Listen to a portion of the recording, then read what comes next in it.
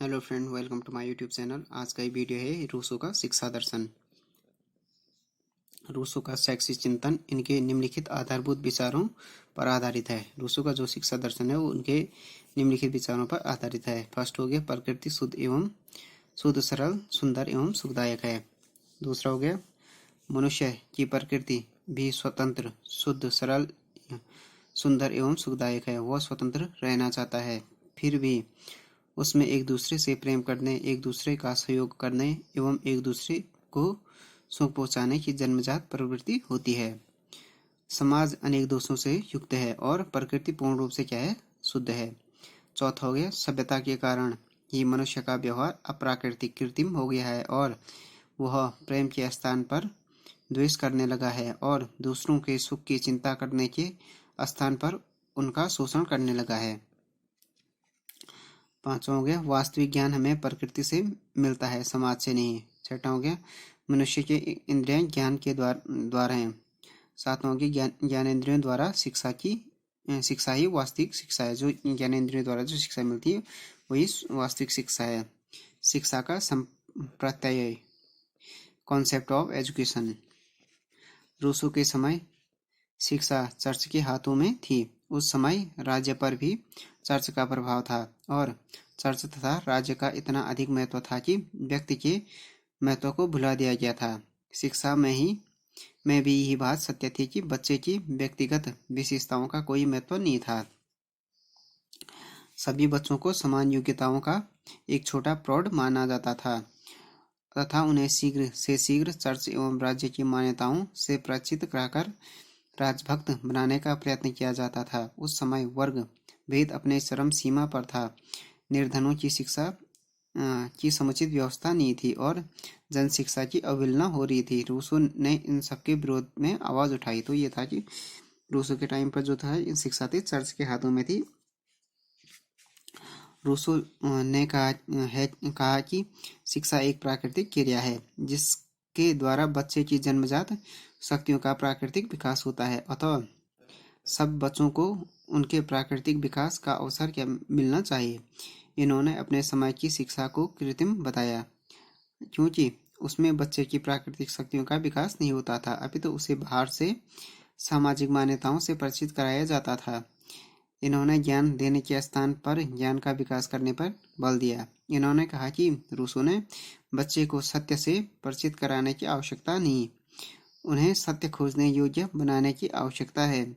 इन्होंने सूचनाओं के स्थान पर अनुभव पर बल दिया। यह अनुभव इंद्रियों द्वारा होता है, इसलिए इन्होंने पहले इंद्रियों को प्रशिक्षित करने और फिर उनके द्वारा अनुभव करने एवं उस अनुभव से सत्य का पता लगाने को ही शिक्षा कहा।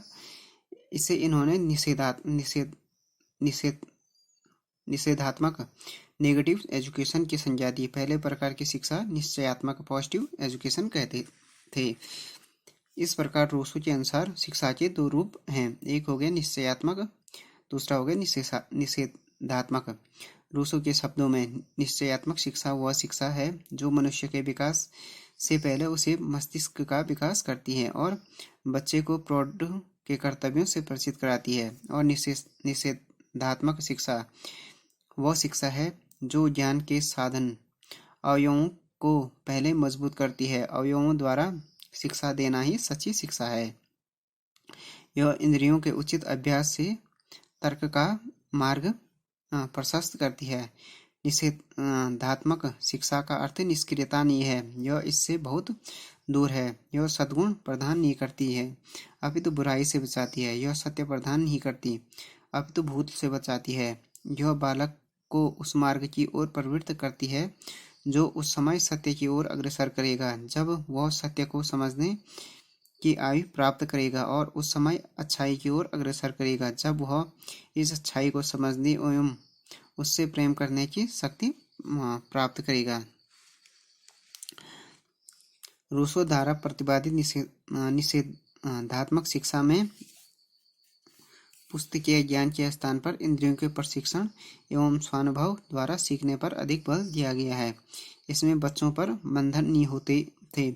वे अपनी प्रकृति के अनुसार प्राकृतिक वातावरण में अपना विकास करने के लिए स्वतंत्र रहते हैं। इसमें बच्चों की शाब्दिक निर्देशन नहीं दिए जाता, अपितु बच्चे स्वयं करके सीखते हैं। तो रूसो का जो निषेधात्मक नेगेटिव एजुकेशन है, उसमें पुस्तक ज्ञान के स्थान पर क्या था कि इंद्रियों के प्रशिक्षण और स्व अनुभव के द्वारा सीखने पर क्या था, अधिक बल दिया गया। इसमें क्या था कि बच्चों पर कोई बंधन नहीं होता था। वे अपनी प्रकृति के अनुसार प्राकृतिक वातावरण में अपना विकास करने के लिए स्वतंत्र रहते थे। इसमें बच्चों को शाब्दिक निर्देशन नहीं दिए जाते, अपनी बच्चे क्या स्वयं करके सीखते थे। देन हो गया शिक्षा का उद्देश्य।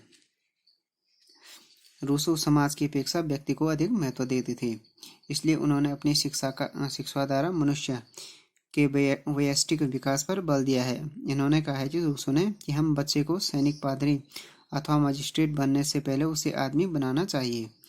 यह आदमी प्राकृतिक आदमी होगा और भाव प्रधान आदमी होगा। यह सबसे प्रेम करेगा और सबका सहयोग करेगा। यह झूठ, दंभ, स्वार्थपरता के दोषों से मुक्त होगा। इसके लिए इन्होंने मनुष्य की नैसर्गिक शक्तियों के प्राकृतिक विकास की बात कही। इनके अनुसार शिक्षा का यही उद्देश्य होना चाहिए। मनुष्य के विकास का एक क्रम है।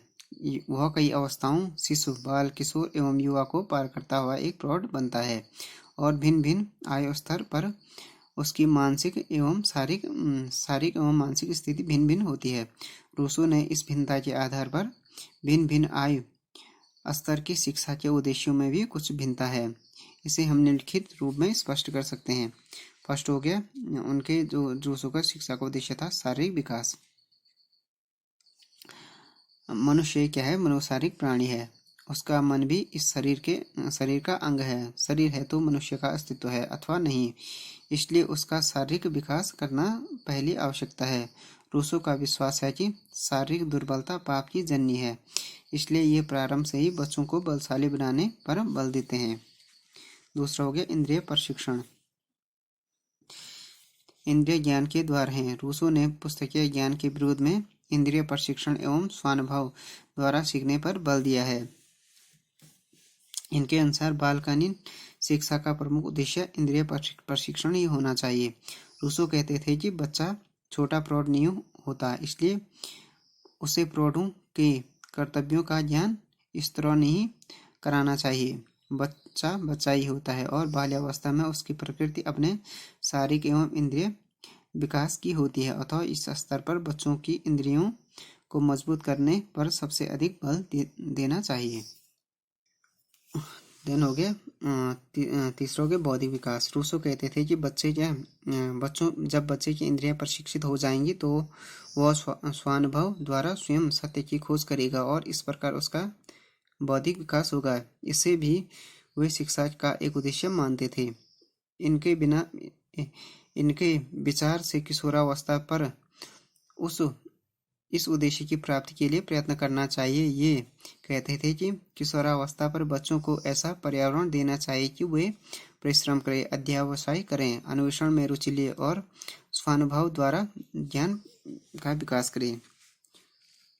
चौथा हो गया भावात्मक विकास।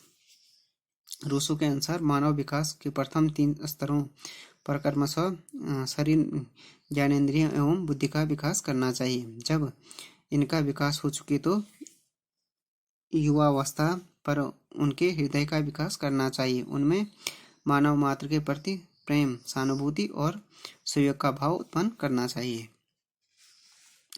पांचवा हो गया शिक्षा का उद्देश्य जीने की कला। रूसो जीवन के कटु सत्यों को पहचानते थे। ये जानते थे कि मनुष्य में जीने की इच्छा है और उनका जीना अन्य प्राणियों से भिन्न होता है, अतः ये उसे जीने की कला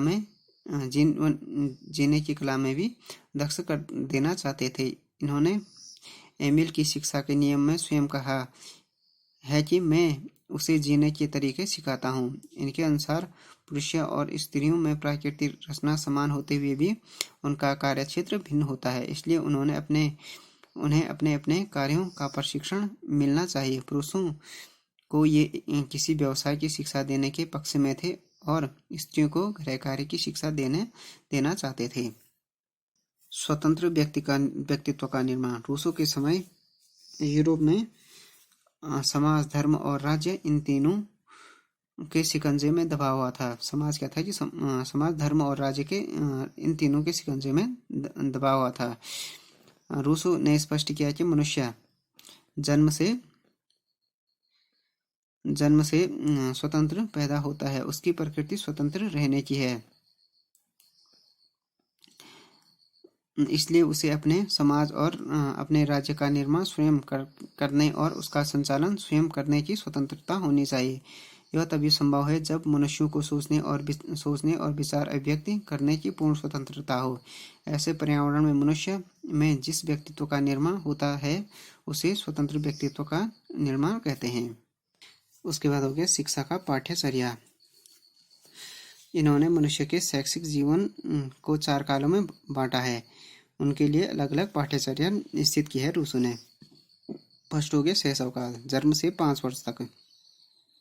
इस आयु के बच्चे क्रियाशील होते हैं, वे प्रति क्षण कुछ न कुछ करना चाहते हैं, वे खेलने कूदने दौड़ने में रुचि दिखलाते हैं। अतः इस स्तर पर निम्न बच्चों को इसी के लिए अवसर देने चाहिए।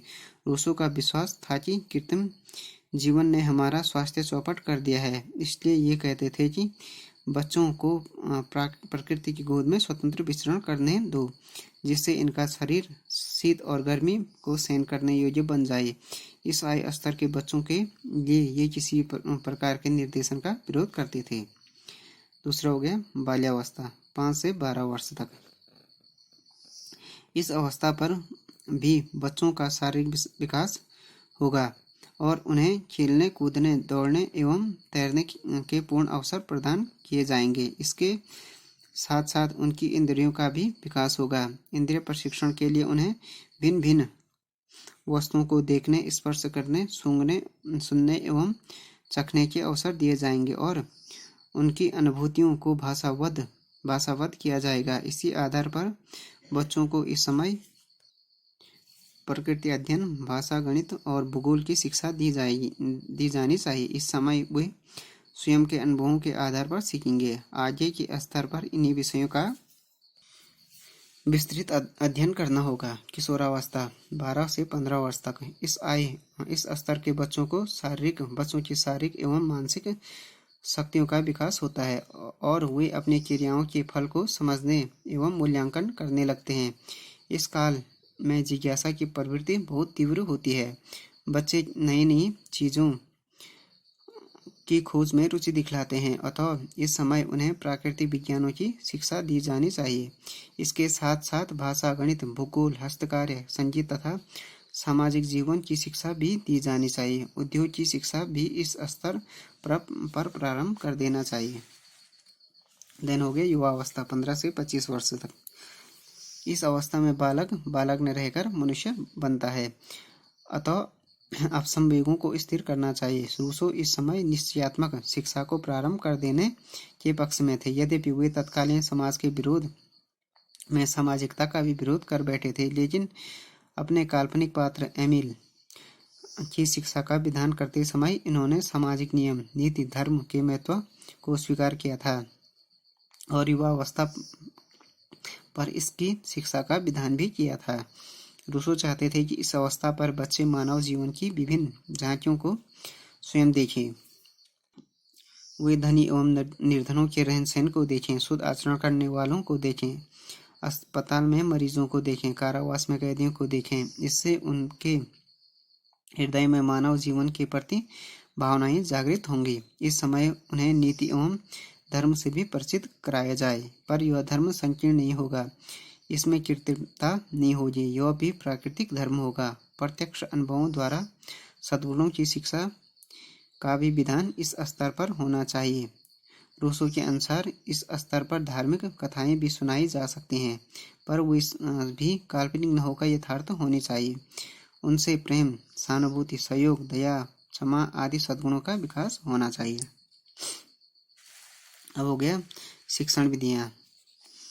प्रकृति की ओर लौटो, बैक टू नेचर, इनका सबसे पहला नारा था। इन्होंने इस बात पर बहुत बल दिया कि बच्चे की शिक्षा प्रकृति की गोद में होना चाहिए और उनकी अपनी प्रकृति के अनुकूल होनी चाहिए। रूसो ने विकास की 4 अवस्थाओं, शिशु, बाल, किशोर तथा युवा का वर्णन कर भिन्न भिन्न अवस्था के बच्चों की प्रकृति का वर्णन किया और उनके लिए भिन्न भिन्न क्रियाओं का चुनाव किया। पुस्तकीय शिक्षा का ये किसी भी स्तर पर स्वीकार नहीं करते थे। रूसो के अनुसार बच्चों को स्वयं करके अपने अनुभवों द्वारा सीखना चाहिए। स्वयं करके सीखना चाहिए, स्वयं करके सीखना इनका दूसरा नारा था।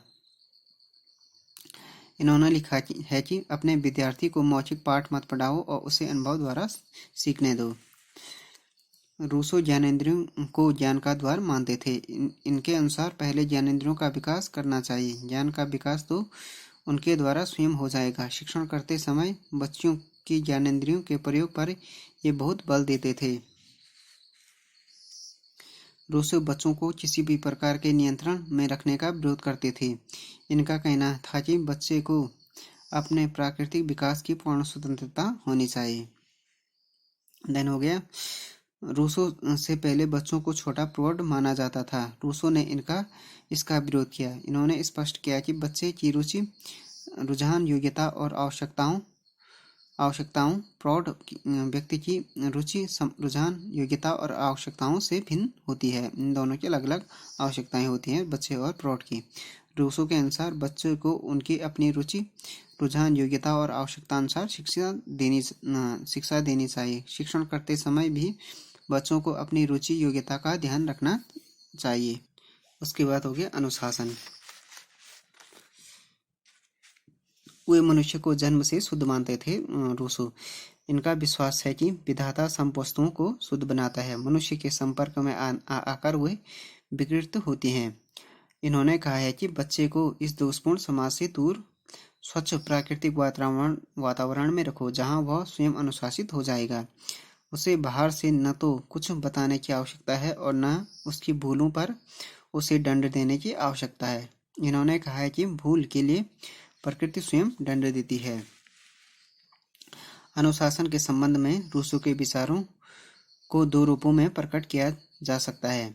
फर्स्ट हो गया स्वतंत्रता का सिद्धांत, दूसरा हो गया प्राकृतिक परिणाम का सिद्धांत। पहले सिद्धांत के अनुसार हम बच्चों को अपने प्रकृति अनुकूल विकास करना देने चाहिए, उन पर किसी प्रकार का बाह्य बंधन नहीं लगाना चाहिए। दूसरे सिद्धांत के अनुसार बच्चों की भूल पर उन्हें दंडित न किया जाए, प्रकृति स्वयं उन्हें दंड देगी। बुरे कार्यों से उन्हें दुख होगा और अच्छे कार्यों से उन्हें सुख। अच्छे कार्यों से सुख, दुख के आधार पर वे क्रियाओं का चुनाव करेंगे। स्वयं उन्हें दंड देगी प्रकृति। बुरे कार्यों से उन्हें दुख होगा और अच्छे कार्यों से उन्हें सुख। सुख दुख के आधार पर वे क्रियाओं का चुनाव करेंगे और स्वयं अनुशासित होंगे।